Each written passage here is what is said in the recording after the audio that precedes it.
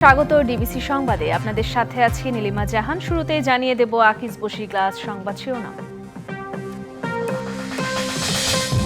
জনসমর্থন না থাকায় দুর্বল এই সরকার, দেশে দরকার নির্বাচিত সরকার। মানবিক করিডোরের বিষয়ে সিদ্ধান্ত নিয়ে প্রশ্ন বিএনপির। ৭৬ বছরের রাজনৈতিক যাত্রায় এবার ভিন্ন সংকটে আওয়ামী লীগ, মত বিশ্লেষকদের। দলটির কার্যক্রমে নিষেধাজ্ঞায় উদ্বেগ ভারতের।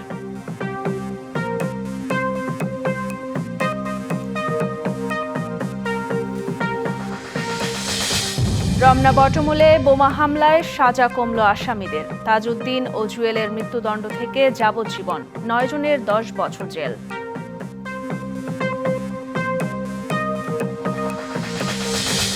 এনবিআর ভাগ করায় রাজস্ব আদায়ে গতি বাড়বে না, কার্যক্রম বাধাগ্রস্ত হওয়ার শঙ্কা।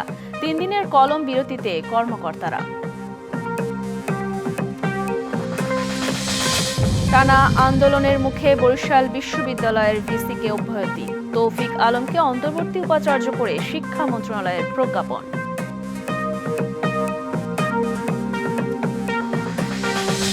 এবং ট্রাম্পের সফরে যুক্তরাষ্ট্র সৌদি আরবের মধ্যে বড় অঙ্কের সামরিক চুক্তি সই।